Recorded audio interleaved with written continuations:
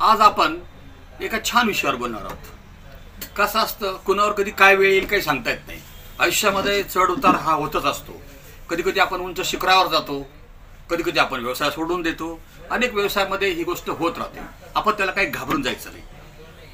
अनेकांना आपला स्वतःचा चालू व्यवसाय सोडून दुसऱ्या व्यवसायात जावं लागतं। या काळानुरूप अनेक व्यवसायाचं स्वरूप बदलत जातं। व्यवसायामध्ये नवीन नवीन टेक्नॉलॉजी यायला लागतात। पण आपल्याला जर दोन पैसे कमवायचे, आपलं कुटुंब चालवायचं, तर आपल्याला अनेक निर्णय घ्यावे लागतात वेळच्या वेळी। कधी कधी चांगला व्यवसाय जर डुबला तर आपल्याला नवीन व्यवसायाकडे जावं लागतं। एक वकील होता, तामिळनाडूतला होता।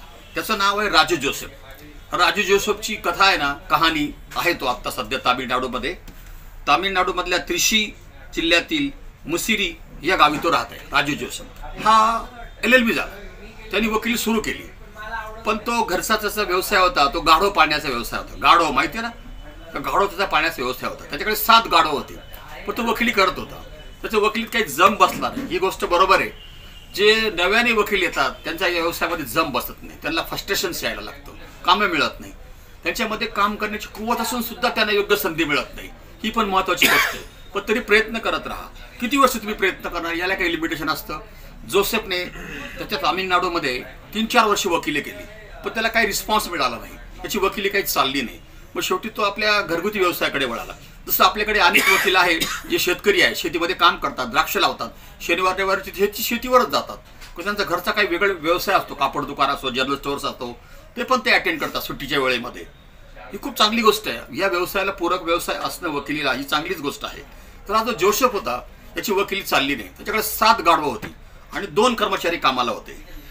पण मग त्याच्या असं लक्षात आलं की आपल्याला वकील चालत नाही, हा व्यवसाय आपण वाढवायला पाहिजे।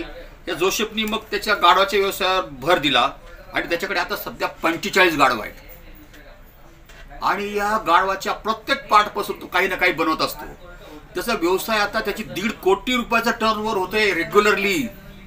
एवढा मोठा याचा व्यवसाय गाजलेला आहे की त्याला सगळं गाढववाले म्हणून ओळखले जाते त्या भागामध्ये। जोसेफ हा वकील आहे। तर तो गाढवाचं दूध काय भावाने विकतो, आपल्याला आश्चर्य धक्का बसेल।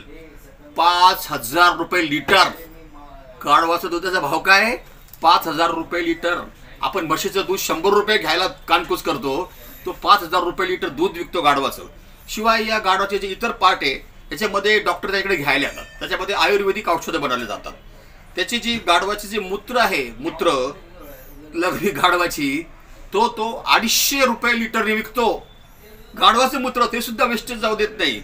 शिवाय गाढवाच्या अंगावरचे जे केस आहे ते ताबीज बनवण्याकरता वापरले जातात आणि त्यापासून सुगंधी धूपही बनवली जाते गाढवाच्या केसांपासून। या सगळ्या व्यवसायामध्ये त्याचा 80% व्यवसाय ऑनलाईन आहे। 80% व्यवसाय ऑनलाईन आहे। त्यांनी प्रगत तंत्रज्ञान अवलंब केलेलं आहे।